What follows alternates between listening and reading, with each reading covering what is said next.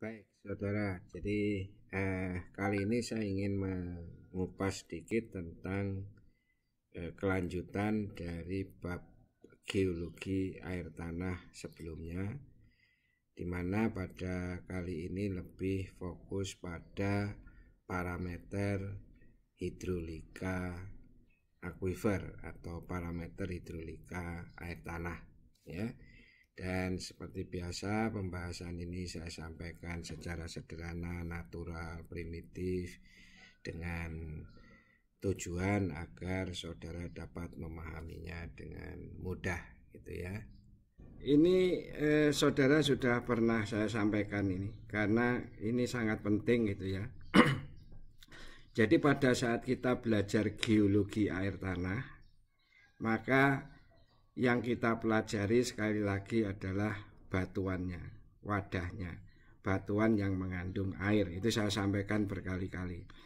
Maka pemahaman ini, pemahaman permeabel, semi permeabel, permeabel sebagai nanti di dalam hidrostratigrafi unit ini, HSU ini sebagai akuifer, saudara sudah familiar. Karena ini nanti banyak kita gunakan. Nah, kemarin sudah saya sampaikan di dalam macam-macam akuifer ini juga sudah gitu ya. Akuifer, atasnya akuifer bebas. Kalau atasnya akuitat, di bawahnya semi bebas. Kalau di atasnya akuiklut, semi confine. Kalau di atasnya akuifluk, maka menjadi tertekan. Ya, ini nanti akan kita pakai semua terus istilah-istilah itu sehingga saudara harus memahaminya dengan baik. Nah, kemudian berikutnya adalah kemarin sudah saya sampaikan beberapa istilah ini nanti ini yang kita sebut sebagai parameter hidrolika akuifer gitu ya. Ini saya kira saudara juga sudah banyak paham itu ya, dan sudah kemarin sudah kita singgung. Sebetulnya ada satu di sini yang sebetulnya masih penting, itu adalah porositas gitu ya. Porositas. Ya. Nah, porositas ini saudara sudah kenal dengan baik gitu ya. Kemudian yang kedua, ini adalah yang kita sebut sebagai konduktivitas hidrolika. Ya. Ini yang K itu ya. Ini satuannya apa kemarin? L per T ya. L 3 meter kubik dapat volume per ini. Terus no. Ini meter per detik ya, sorry. Ini bukan. L per T. Terus kemudian ini adalah transmissivity.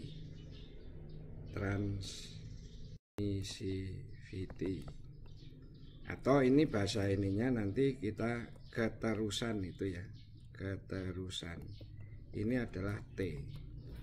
Kalau ini tadi saya masih lupa, ini adalah kelulusan ini ya. Kelulusan. Ya, ini maka L kuadrat per T. Dan satu lagi adalah yang kita sebut sebagai storativitas atau S. Ini biasanya dalam persen atau tidak bersatuan. Ya, jadi 4 ini harus saudara pahami dengan baik karena ini nanti akan ada banyak kuantifikasi hidrogeologi itu menggunakan parameter ini.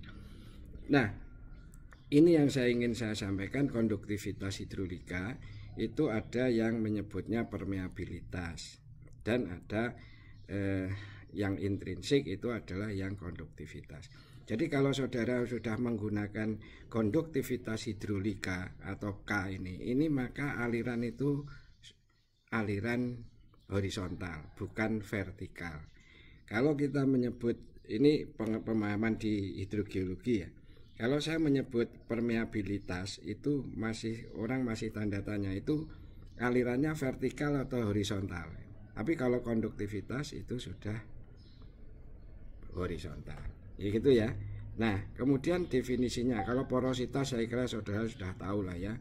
Jadi ruang antar butir, kemudian dalam persen satuannya, jadi volume banyaknya rongga atau di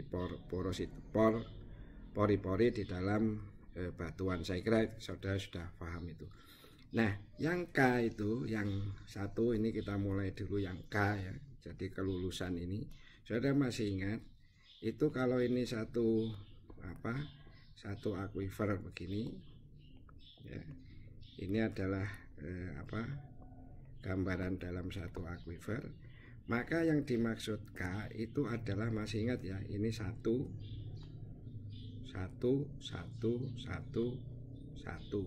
ininya satu. Nah, satu-satuan maksudnya ya, entah itu meter, feet atau apapun.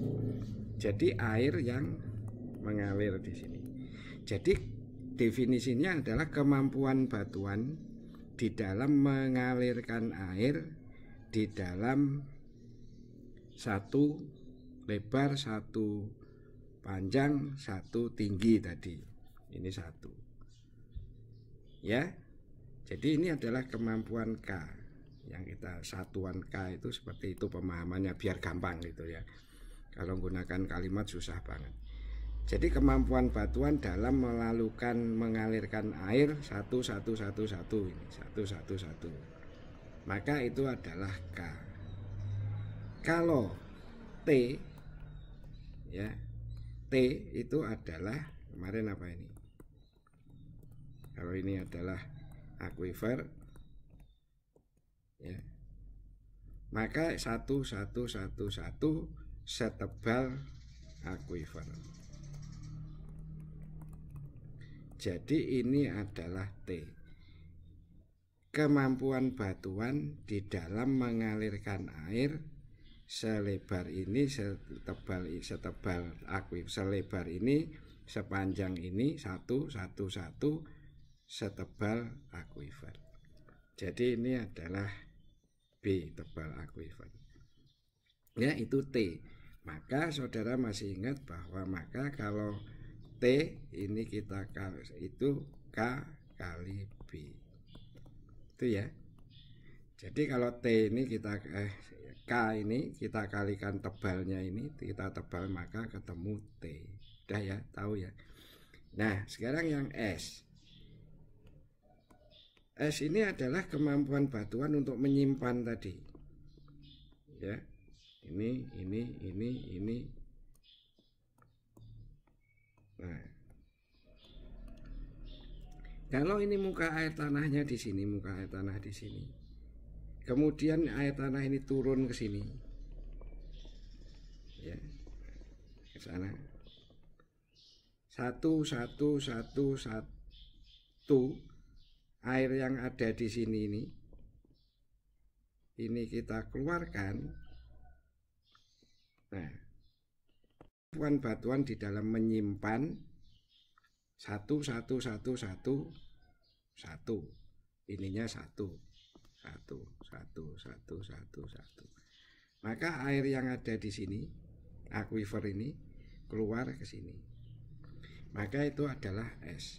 Nah, sekarang masalahnya kalau aquifer itu tertekan, ya, berarti kan kalau aquifer tertekan gambarnya akan begini.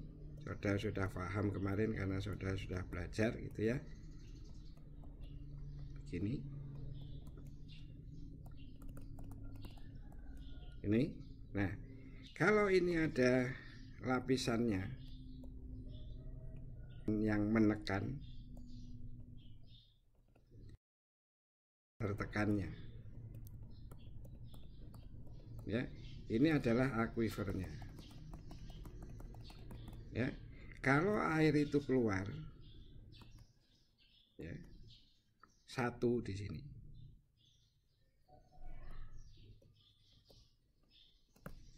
satu, air ini akan keluar ke sini. Jadi kalau ini kita ambil, ini akan turun satu. Jadi satu. Maka yang terjadi apa? airnya ada di sini. Ya, maka itu es unconfined itu akan lebih besar daripada es confined, river confined. Ya, kenapa? Nah, karena di sini ini kan permeable, ini permeable, porositasnya besar, K-nya besar, permeable. Berarti yang keluar satu di sini dengan yang satu sama-sama dengan satu di sini, tentunya ini lebih besar karena ini keluar dari lapisan yang menekan juga. Jadi bukan dari akuifernya persis, tapi dari batuan yang mungkin akuitat atau mungkin aquiclude, sehingga es confined itu jauh lebih kecil daripada es unconfined. Kemarin ini sudah kita tahu. Nah, sekarang mari kita lihat di sini, dari sini. Jadi ini T, K dan S ini menjadi parameter yang akan saudara gunakan di dalam perhitungan hidrogeologi. Nah, sekarang mari kita lihat sebentar. Kalau saudara ini sudah selesai itu ya di atas. Sekarang ini saudara punya wadah gitu ya. Punya wadah. Ini panjang, lebar, tinggi gitu ya. Ya, ini wadah. Maka kalau saya tanya ini, berapa volume dari, kalau ini kita isi air semua, penuh kita isi air, berapa volumenya? Maka volume air sama dengan panjang kali lebar kali tinggi. Ini anak SD gitu ya. Ya, kalau ini hal yang sama, jadi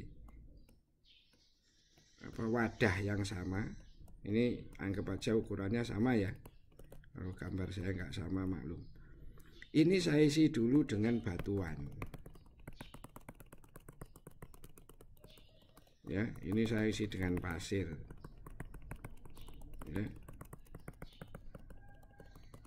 Ya, saya isi dengan pasir. Kemudian saya isi itu, diisi air. Penuh, sama-sama penuh. Jadi sama-sama penuh ya airnya. Sekarang pertanyaannya, apa ya panjang kali lebar kali ini? Volume air loh ya. Kalau ini tadi nggak ada airnya, nggak ada batuannya, kosongan. Kita isi air, maka ini adalah volume air. Kalau ini saya isi pasir dulu, kemudian saya isi air penuh, sama-sama penuh, volumenya apa ya sama dengan ini? Tidak.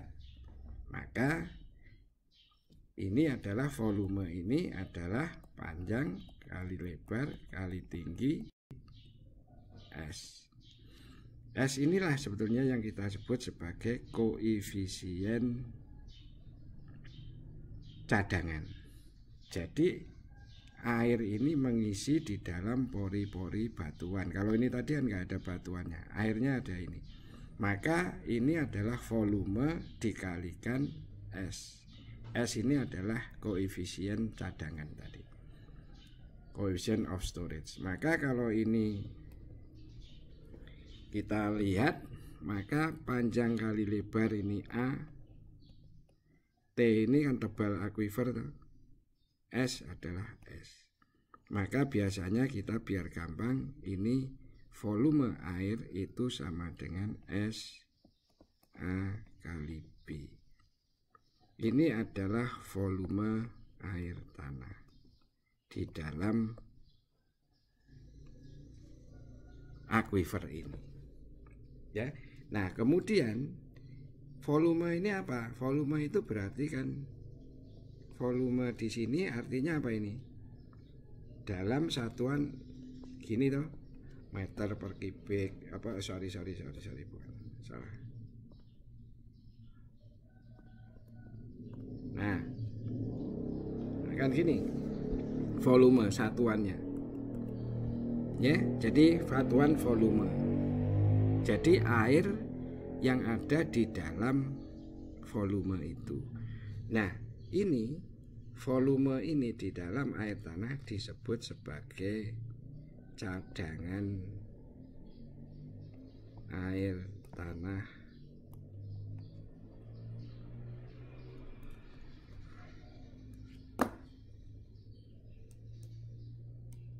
Cadangan air tanah apa ini?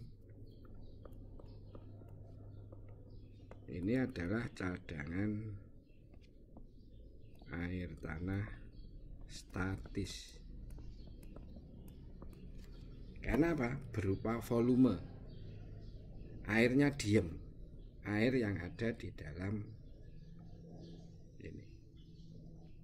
Ya. Nah, jadi saudara sekarang sudah mulai mengenal cadangan air tanah statis. Jadi kalau saudara menghitung misalnya ini ada suatu daerah, ini suatu daerah begini ya, kemudian saudara petakan ya, di bawah permukaannya misalnya ini akuifernya begini ya, ini adalah muka air tanahnya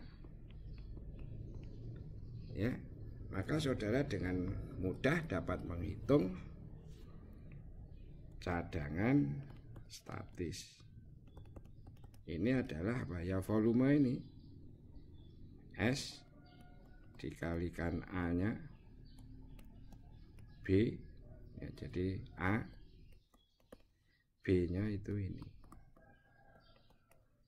A ini luas ya, luas daerah, luasnya ini ya, ini A ya, luasnya berapa, B nya berapa, S nya ini berapa, maka ketemu cadangan statis di suatu daerah ya. Nah sekarang tentunya saudara akan bertanya selanjutnya, ada nggak Pak ada cadangan dinamis? Nah mari kita bicarakan cadangan dinamis. Itu beginilah, ini hukum Darcy tapi saya sampaikan dengan cara yang lain ya. Kalau saudara melihat hukum Darcy nanti pusing malahan ya dengan apa rumus-rumus. Kalau orang geologi itu nggak suka rumus tapi disederhanakan. Ini beginilah, kalau ini sebuah channel gitu ya, channel, gambarnya gimana ini ya, nah, ya sebuah channel gitulah. Ini saudara isi ada airnya kan, ada airnya, ada airnya. Airnya kan ngalir gini ya. Nah, kalau saudara mengukur debit air di sini, Q di sini, gimana rumusnya? Ya, ini kan pelajaran apa SD juga ini. Maka kalau saudara mengukur Q debit di sini, Q-nya berapa? Maka tentunya biasanya saudara pasti Q sama dengan kecepatan kali A. A ini apa? Luas ini. Jadi luas. Ya. Halo, sudah bisa masih dengar dengan saya? Oke. Ya, ini adalah luas. Ya, ini luas. Ini kan A ini. Maka kalau kecepatan ini kali ini, maka ketemu debit. Kan gitu ya. Rumusnya kan gitu. Ya, rumus untuk menghitung debit. Maka ini debit. Ya, masih ingat ya? Nah, sekarang kalau ini saya isi ini saluran ini, saya isi batuan dulu, apa pasir, diisi pasir. Ini kita isi pasir dulu. Nah, kita isi pasir. Nah, terus yang ini miring kan, kita isi pasir. Terus kita isi air tadi sama, kita isi air. Airnya akan mengalir juga ke sana. Nah, menghitungnya gimana? Nah, menghitungnya gimana? Itu karena kalau tadi kan open channel ya, itu saudara sudah paham betul. Nah, kalau ini tidak open channel, ini diisi pasir dulu, baru airnya di sana, kemudian airnya akan diisi di sini, airnya akan mengalir ke sini. Ya, gimana? Maka V ini, nah yang berpengaruh itu V. V ini adalah kecepatan Darcy. Kalau tadi kan kecepatan di open channel, saudara klik stopwatch di sini, klik stopwatch di sini, ketemu V kecepatan kan. Kalau ini diisi air, diisi batuan, maka V di dalam media berpori ini mengikuti apa? Kecepatan Darcy, yaitu tergantung dari K dan I. Nah, ya, ini adalah V-nya. Nah, kalau saudara sudah Q ini, maka Q sama dengan, kan sama di atas itu kan,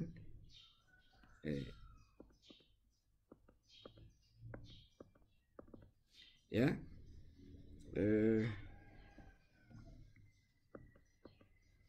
ini bukan V. V sama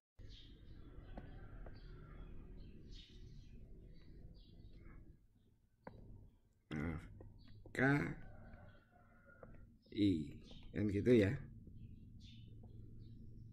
Maka ini adalah kecepatan Darcy, Darcian velocity. Maka di sini Q sama dengan apa ini? V-nya sama dengan K I A.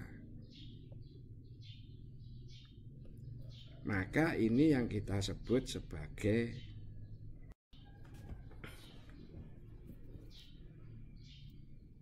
debit. Ini adalah debit aliran air tanah melalui suatu daerah atau discharge itu ya, air tanah. Nah, inilah sebetulnya yang disebut di dalam hidrogeologi itu adalah apa? Cadangan dinamis. Jadi satuannya apa? Seperti debit. Itu ya. Beda ya. Jadi saudara harus paham dulu. Jadi saya ngajarinya biar gampang aja, nggak usah pakai rumus-rumus atau gambar-gambar yang ini. Ya, saudara masih ingat tadi kalau ini nggak ada batuannya ya volume, orang anak SD bisa. Kalau ini diisi batuan berarti itu kan air tanah, berarti harus dikalikan S. Nah, jadi S api ini adalah cadangan air tanah statis dikenalnya. Nah, kemudian di sini kalau saudara ini ada channel tadi, kalau saudara menghitung di channel di drainase atau di selokan kan Q sama dengan V kali A gitu ya. Nah, kalau ini diisi air batuan dulu, nah, maka itu kan air tanah. Maka dia kecepatannya mengikuti kecepatan Darcy. V sama dengan K kali I. Maka Q sama dengan ini dari sini, KI dari A. Inilah sebetulnya kecepatan cadangan dinamis. Satuannya adalah apa?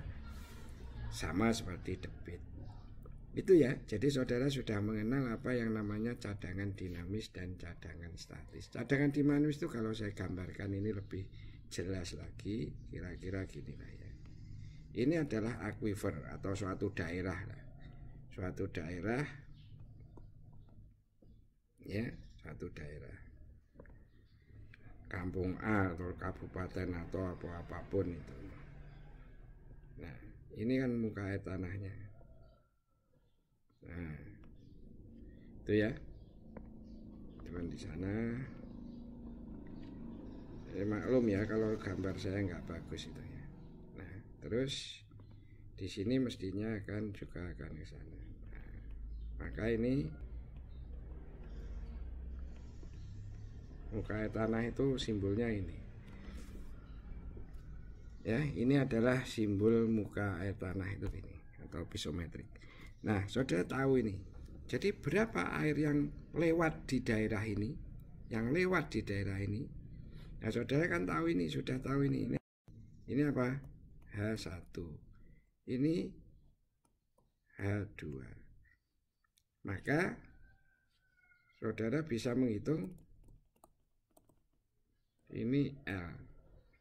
Ini apa ini? I. Jadi I sama dengan, nah, saudara ketemu I. Nah, kalau I ini ya, saudara kalikan ini tadi, jadi A-nya mana? A-nya yang itu. A-nya itu mulai dari sini, yang air itu lewat dari sana kan, menuju ke sini. A-nya itu berarti kan lebarnya ini, yang mana mudah-mudahan bisa kelihatan. Nah, A-nya itu kan ini. Ini ya. Nah, luas ini, A ini. Ini ke sini, ke sini, ke sini. Ini adalah A. Ya, A-nya ketemu, I-nya ketemu, A-nya ketemu, K-nya mana? K itu adalah dari konduktivitas hidrolika dari akuifer ini. K-nya ketemu, maka Q sama dengan KI. Ini adalah air yang mengalir melalui itu, melalui ini kotak-kotak ini dari sana menuju ke sini.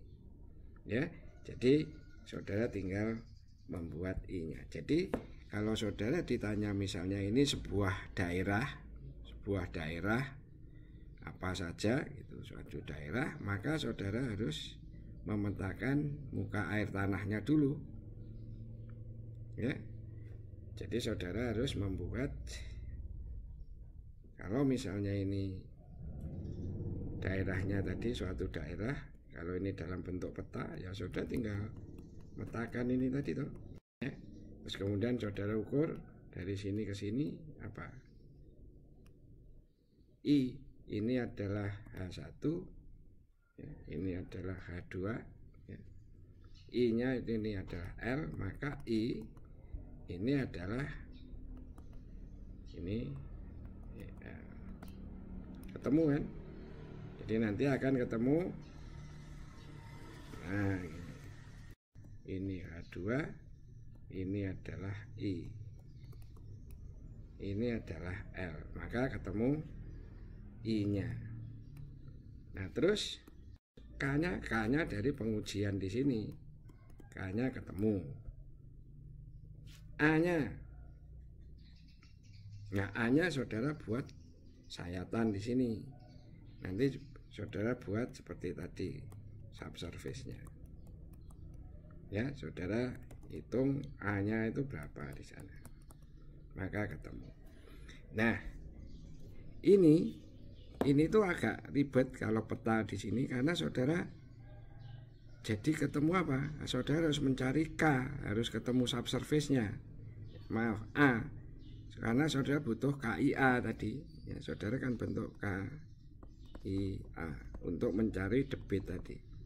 Maka saudara A ini kan saudara harus subsurface. Ya, subsurface-nya seberapa? Di bawah sana, di bawah ini yang ke sana. Ya. Nah, tapi itu harus dicari. Tapi ada cara lain, dari kita turunkan dari rumus ini. Ya, mari kita belajar cara SD lah ya, cara SD. Saudara belajar dari sini. Kita turunkan Q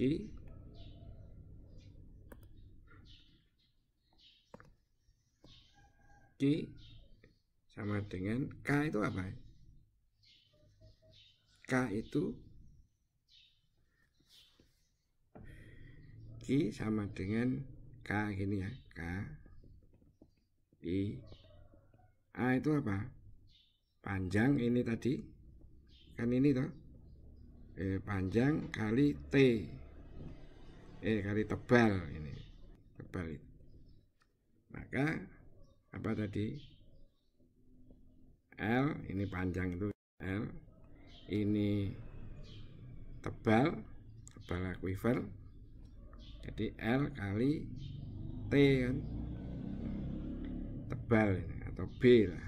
Nah, ini B, ini B ini. Nah, tahu ya? Maka K kali B apa? T I L. Nah, ini rumus yang kedua sama. Jadi ini jaringannya mulai jelek ya. Nah, maka kalau saudara lihat di sini ya, tadi cadangan dinamis ini tadi apa ini? Q sama dengan KIA. Ini kalau ini kita, ini saya ulangi lagi biar jelas ya. Ini itu kan KIL kali tebal. Berarti ini sama ini itu T. Berarti IL. Ya. Inilah sebetulnya yang disebut sebagai rumus cadangan dinamis air tanah. Saudara bisa menggunakan ini atau bisa menggunakan ini. Pada saat saudara menggunakan ini tadi, yang peta ini tadi, maka sebetulnya saudara bisa menggunakan yang TIL ini daripada yang K. Kalau saudara punya tadi, ini saya gambar aja di sini. Kalau saudara punya data subsurface-nya di sini, saudara punya subsurface seperti ini, maka saudara bisa menghitung A-nya toh. Maka saudara gunakan KIA. Tapi kalau saudara sekarang punya ini peta, ya, ini kontur, ya, maka saudara lebih gampang menggunakan yang ini I-nya tahu, ini L-nya tahu, H1, ini H2L, maka I sama dengan DHDL, ya. Ya, sudah. Terus L-nya kalau sudah gunakan L itu ini. Ya kan? L-nya ketemu. Maka Q sama dengan TIL. Ya, L-nya itu ini,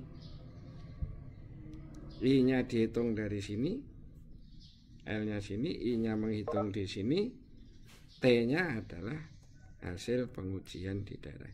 Maka saudara bisa menghitung daerah yang lewat di suatu daerah. Itu artinya apa toh saudara? Dinamis itu sebenarnya aliran air tanah yang lewat di suatu daerah. Jadi kalau saudara tadi maksudnya itu, saudara ditanya suruh menghitung ini ada satu daerah, udah saya pengen tahu berapa air cadangan dinamis atau air yang lewat di daerah ini. Nah, kebetulan saudara kan tentunya akan membuat apa? Arah aliran toh, groundwater flow. Ya, ini sudah saya jelaskan di dalam gerakan air tanah kemarin.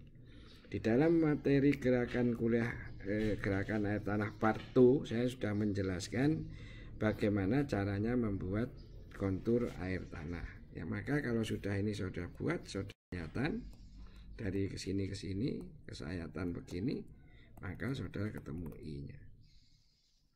I ketemu, L-nya mana? Nah, L-nya ini dari sini L. Ya, T-nya hasil pengujian batuan atau pumping test atau apapun di daerah itu, maka ketemu Q sama L. maka saudara bisa menghitung aliran yang mengalir di daerah ini. Jelas ya, yang semudah-mudahan jelas apa yang saya sampaikan, karena saya gunakan dengan cara yang sangat primitif gitu ya, dengan cara yang ini. Saya nggak gunakan rumus-rumus yang susah gitu ya, karena saya sendiri nanti juga susah gitu ya. Ya, itu artinya hal-hal yang harus saudara pahami betul di dalam perhitungan-perhitungan ini. Jadi tadi hanya 3 itu yang sebetulnya yang penting, itu adalah K, T, dan S. Ya, ini nanti akan saudara gunakan di dalam pekerjaan-pekerjaan eksplorasi. Saudara itu harus mencari ini, baik itu dari pumping test, dari pemboran dan sebagainya. Saudara itu mencari 3 parameter ini. Nah, biasanya kadang-kadang porositas itu ya, porositas ya. Nah, ini nanti saudara akan gunakan di dalam pumping test misalnya. Pumping test saudara juga mencari T dan KS. KS ini nanti bisa saudara gunakan untuk menghitung selain ini tadi untuk menghitung parameter hidrolika air aquifer ini. Maka saudara bisa mengetahui nanti misalnya efektivitas dari pemboran. Jadi maksudnya debit optimumnya, berapa debit optimum yang kita peroleh dari sumur ini, berapa debit maksimum yang diperoleh dari sebuah sumur, berapa jari-jari pengaruhnya, dan sebagainya dan sebagainya. Ya, ini itu nanti akan banyak saudara gunakan di dalam berbagai perhitungan-perhitungan. Nah, inilah yang kita sebut tadi parameter hidrolika air tanah, yang itu tinjauannya pure, benar-benar batuannya. Nah, kalau orang sudah tahu betul sudah jam terbangnya tinggi, kita itu sudah tahu bahwa batuan itu K itu kira-kira ini sekian, K itu sekian, T-nya sekian kira-kira gitu ya. Itu biasanya kita sudah tahu dengan melihat batuannya. Dengan melihat batuan kita bisa mengira-ngira range nilai dari K, T, itu biasanya kita sudah tahu. Ya, ini nilai tadi yang saya sampaikan di dalam parameter hidrolika aquifer tadi, di mana saudara sudah bisa menghitung perhitungan K dan dinamis dan statis. Ya.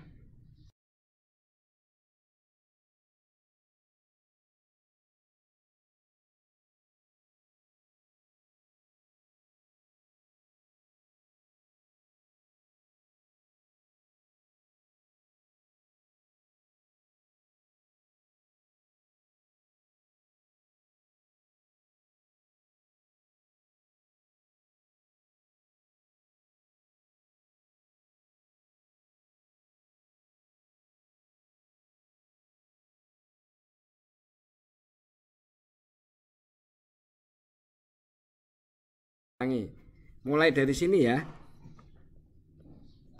Betul. Ya, ini saudara lihat ini gambar ini ya. Ini itu adalah posisi beda. Ini 1 2 3 1 2 3. Ini satu kondisi, ini satu kondisi. Yang kiri ini adalah T-nya kecil. Batuan yang aquifer yang mempunyai T kecil. Dengan demikian K-nya relatif kecil lah ya. K-nya kecil. Sedangkan ini K-nya besar, jadi lebih porus. Nah, saudara lihat ini. Ini adalah posisi sama-sama belum dipompa. Ya. Kemudian dua daerah ini kita pompa 1 jam. Nah, saudara lihat ini.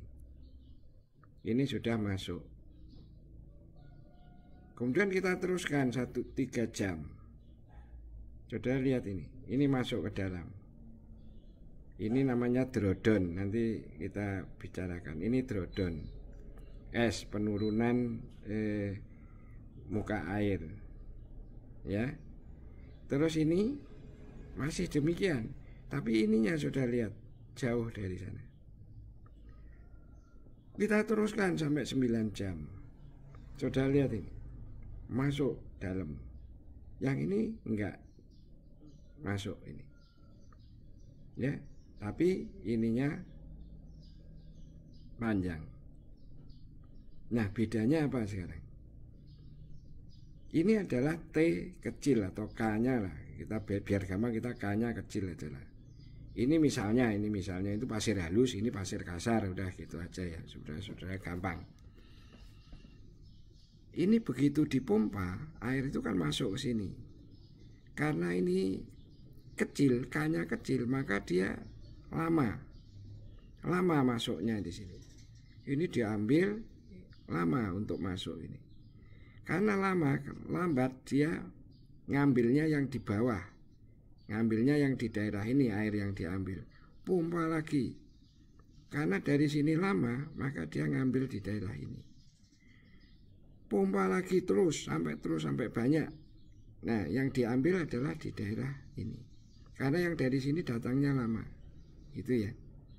Sehingga apa akhirnya? Ini drodon, ini nanti namanya es. Drodonnya banyak. Penurunannya banyak. Tapi jari-jari pengaruhnya itu kecil. Ya, jari-jari pengaruhnya kecil. Tapi saudara lihat yang ini. Ini dipompa karena ininya besar, K-nya besar, berarti apa? Kecepatannya akan besar gitu ya. Karena K yang besar tentunya mudah mengalir. Dipompa wus masuk sini. Tapi dia sebetulnya ininya cepat, sebagian diambil dari atas di daerah muka air tanah ini. Pompa terus, bus dia masuk. Tapi sebagian dia ngambil di sini. Pompa terus masuk sehingga ini tidak turun. Drodonnya ini kecil. Ya. Ininya kecil, maka yang diambil di sini. Jadi di sini nanti saudara bisa ketahui bahwa ini sebenarnya jari-jari pengaruh gitu ya. Nanti kalau saudara belajar di lingkungan, tentunya saudara akan belajar banyak ini menghitung jari-jari pengaruh R ini. Jadi jari-jari pengaruh kalau saudara memompa di suatu daerah, seberapa jauh sumur itu mempengaruhi sumur dangkal atau sumur penduduk setempat. Ini dihitung dari jari-jari pengaruh ini. Jadi kalau di situ K-nya bagus, K-nya tinggi, itu sebetulnya justru jari-jari pengaruhnya luas. Tapi kalau K-nya kecil, akuifernya nggak begitu bagus, justru dia tidak banyak mempengaruhi tetangga, tapi dia drodonnya penurunannya lebih besar. Ya. Ini satu hal pemahaman yang tadi pengaruh